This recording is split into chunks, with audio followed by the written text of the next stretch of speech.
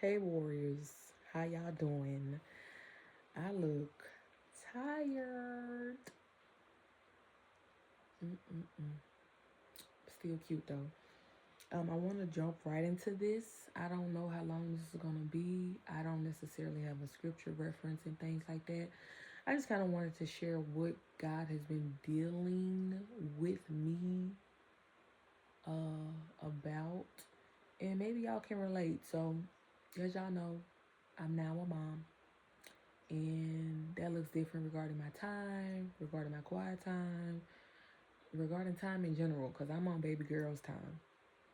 But I was beating myself up this week kind of because I haven't been like doing Kenya's old quiet time, like 4 in the morning, praise worship, Devo, go on YouTube and watch a quick sermon or something like that, all up until 6 or 7 in the morning. Like that's what I did.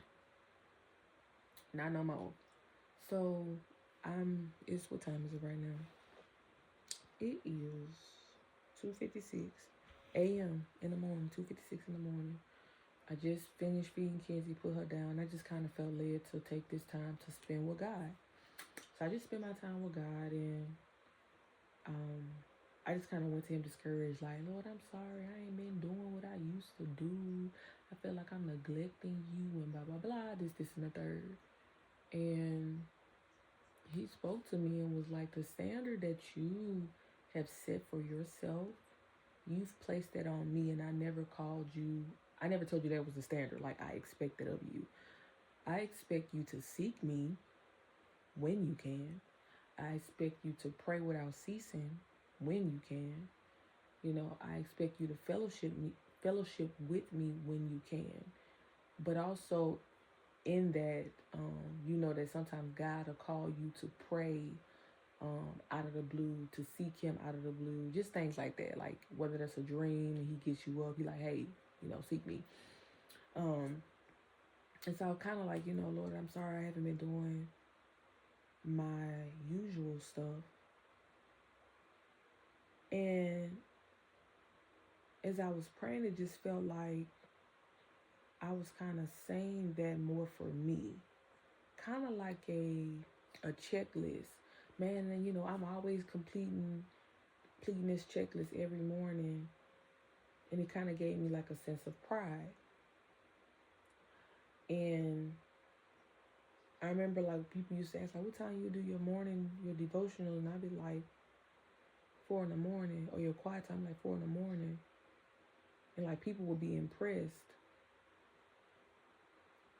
And in a sense, I kind of felt good about myself. I was like, yeah, I do it at 4 in the morning, not necessarily trying to brag, but now that I can't do it at 4 in the morning, it feels like I'm failing. Like, does that make sense? So I kind of took my sacred quiet time and put like a religious element over it, kind of like the Pharisees about like no man should work on the Sabbath.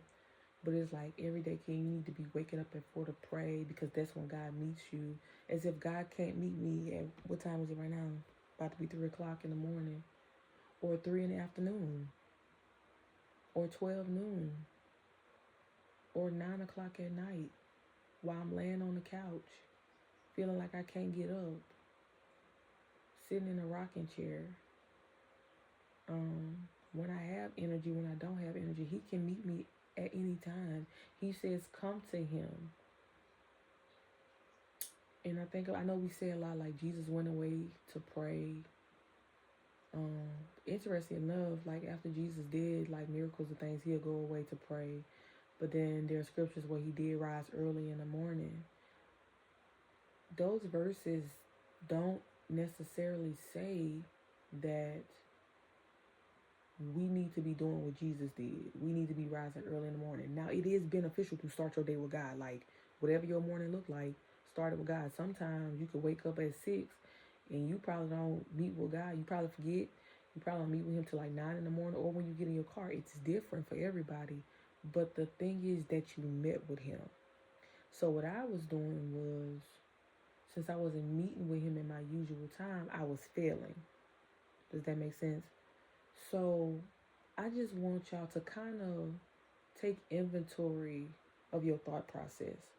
Not necessarily with your morning time, but how you think that if you do something a certain way, that God will show up because of something that you made up. Like if you click your heels 3 times, his presence is just gonna fall on you. And so I want us to get away from this like religious mindset. It makes me think about the Bible app streak. I remember when it first came out, everybody was like, "Oh, Bible app streak. Oh, I miss my dad. I gotta start all over." As if God is up there like, "Yup, done took your name out the Lamb Book of Life because you still ain't make it to 100." We put those stipulations on ourselves and don't even give ourselves grace. And we think God is upset at us, but really, He's not. We done put this stuff on ourselves. So now we're carrying this weight that we created. Um, so just, I want y'all to take inventory of anything that you have kind of brought into your sacred space with God that you think makes Him show up for you or makes Him bless you. Like if you do this, if you go one day without cursing, if you go a whole week without telling a lie, He gonna bless you by the end of this week. Now I ain't gonna lie, He do be doing that stuff like babes, but as you mature, we not. Yeah, like I'm not doing that. Ain't no formula. You trying to make a formula, and I don't operate in formulas. Formula got me thinking about Kenzie, breast milk, all that. Anyway, but I hope that helps somebody really take inventory, because you can wind up discouraging yourself based on the standard that you set, and you done put it on God. And God like, I'm just trying to sit with you. I don't care what day, what time. Just come sit with me. I'm not gonna disappear at 4 a.m. like, oh, she done missed our appointment. Shoot. Last time I checked, he's a guy who doesn't sleep and doesn't slumber. But ladies, I pray that bless y'all. And I'm gonna pray.